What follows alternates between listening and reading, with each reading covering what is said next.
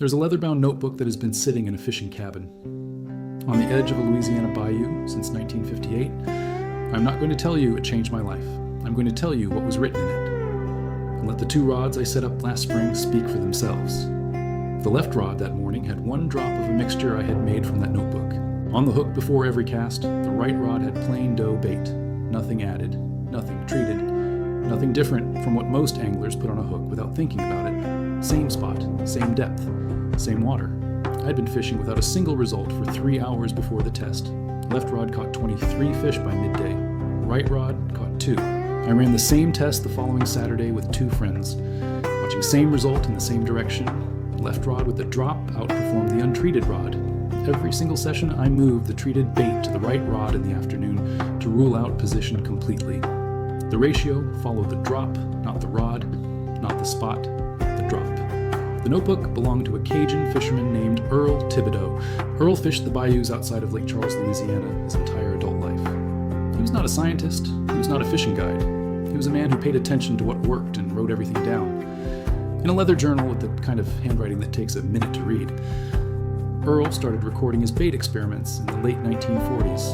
By 1958, he had 63 pages of notes, each one dated and annotated with species, water temperature, weather, and result. He was methodical in a way that most casual fishermen are not. He fished each variation for a minimum of 3 separate sessions before he wrote a conclusion. He noted when conditions were similar and when they differed. He crossed out entries that did not repeat and underlined the ones that did. The garlic oil preparation was underlined on every page, it appeared, which was most of them. The entry that every page pointed back to was the preparation he called his foundation mix. 3 crushed garlic cloves, 2 tablespoons of cooking oil, sealed in a glass jar for 24 to 72 hours at room temperature. A jar left on the kitchen counter, not in the refrigerator, 1 drop per bait before the cast. Earl noted in the margin of that page in capital letters, "Do not use more than 1 drop." He had tested higher concentrations across multiple sessions and water types, and found consistently that they produced the opposite result. 1 drop created approach behavior, more than 1 drop created avoidance. That single observation took him 2 full seasons of testing to confirm. And he wrote it in capital letters, so nobody who read his notes could miss it. Earl shared his notebook with other fishermen along the bayou through the late 50s. The same results repeated across different water, different conditions, different species. Largemouth, catfish, crappie, carp. Every angler who followed the single drop method reported results in the same direction. More fish, more consistently. Not occasionally. On the days they used it versus the days they did not. Then the commercial fishing product industry arrived in Louisiana in the early 1960s. Field representatives from companies pushing synthetic, attractant formulas started appearing at bait shops and fishing clubs across the Gulf Coast. They brought polished bottles with scientific-sounding labels. They had charts and photographs and representatives who knew how to run a sales meeting, and they had a ready answer for Earl Tibido and fishermen like him. They called it old-timer stuff. They called it Cajun superstition. They called it anecdotal and unverified. They said modern chemistry had solved the attractant problem and the old methods were guesswork. Within a decade, the knowledge Earl had documented across 63 pages of field notes was being dismissed at every counter where someone tried to mention it. The bottles moved, Earl's notebook stayed in the cabin, and the $20 to $30 products that replaced it were built on mineral oil bases with synthetic fragrance compounds that had no biological activity in the water at all. A mineral oil base does not dissolve amino acids into the water column. It sits on the surface of the bait as a coating, and when a fish approaches, it detects a petroleum signal instead of a food signal. That is not an attractant. That is a wrapper around nothing. Earl Tibido was writing about biological activity in 1958, 60 years before anyone in the commercial industry was willing to admit that their synthetic formulas could not replicate what fermentation produces for free. Before I get into why the chemistry makes this impossible to dismiss, scan the QR code in the top left corner or click the first link in the description. Inside the Angler's Vault, there are 10 completely legal homemade bait recipes. In the forbidden baits, add-on methods that cost $2 to $5 and produce the same direction of results. That Earl documented 60 years ago on Louisiana, bayou, water, stay here because the 300% number has a biological explanation that the synthetic product industry has never once addressed directly. Here is the biology that explains the 300% number and why it points directly back to what Earl Tibido was documenting in 1958 Garlic contains sulfur compounds that break down in water into allicin and related molecules. When allicin dissolves in the water column, it produces a chemical profile that matches the amino acid signature released by injured or dying bait fish.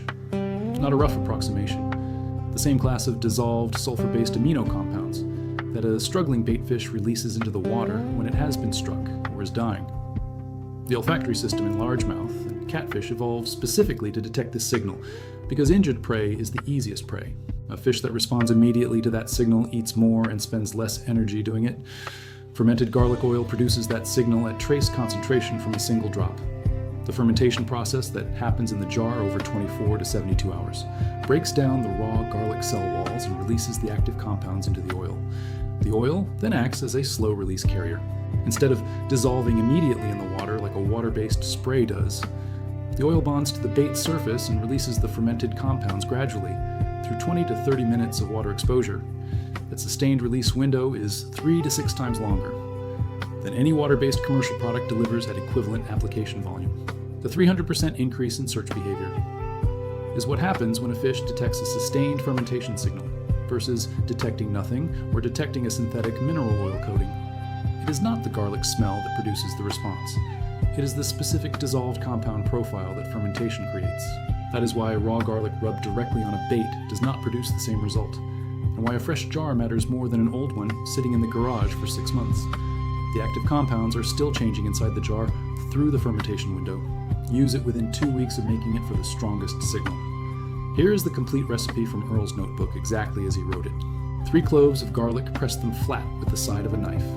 You want them cracked open, not minced into paste. Drop them into a small glass jar. Add 2 tablespoons of vegetable oil, or corn oil, or sunflower oil. Any neutral cooking oil works. Do not use olive oil. The strong base compounds interfere with the garlic signal. Place a loose lid on the jar. Do not seal it tight. The fermentation produces small amounts of gas that need to escape. Set the jar somewhere warm and out of direct sunlight. A kitchen counter away from the window works perfectly. Leave it for 24 to 72 hours.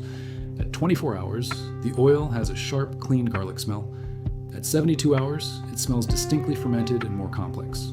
Both windows are effective, but the 72-hour jar produces a stronger signal. 1 drop per bait, 30 seconds before the cast. Do not touch the treated bait with your bare hands after applying. The natural oils and compounds on your skin can interfere with the scent trail. Earl noted this in the margins of multiple entries. He used a small stick to apply the drop and never touched the bait directly after. Now the variations that extend this across species. For carp, add 1 drop of anise extract to the oil when you seal the jar. Carp have an exceptionally strong response to anise compounds in the water. The garlic provides the amino signal, and the anise extends the detection range. For catfish and crappie and bluegill, add a pinch of dark brown sugar to the base oil. The sugar adds a fermentation sweetness that these species associate with organic matter. For color and secondary scent, add a small amount of paprika or cayenne to the jar. The pigments in paprika tint soft plastics slightly, and the capsaicin compound in cayenne activates a reactive response in cold water. When fish metabolism is slowed and standard approach behavior is reduced, the reactive strike triggered by capsaicin bypasses the evaluation phase entirely. The fish does not circle and investigate. It commits immediately to the source of the irritant signal. Use a small pinch only. Too much, and the response flips back to avoidance. 1 jar covers an entire season of regular use at 1 drop per cast.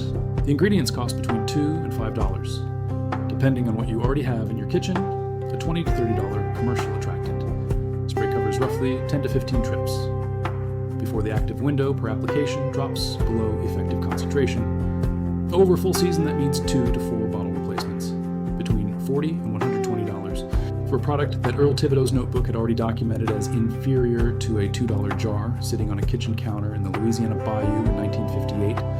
The industry called it superstition. The 2 rods called it 23 to 2. If you want 10 more methods at this price point. The Forbidden Baits add-on inside the Angler's Vault has the complete recipe list, catfish killer dough, the ivory soap trick, the bacon grease dip, and 7 more. All completely legal, and all under $5. Scan the QR code in the top left corner, or click the first link in the description. The complete system is inside the Angler's Vault.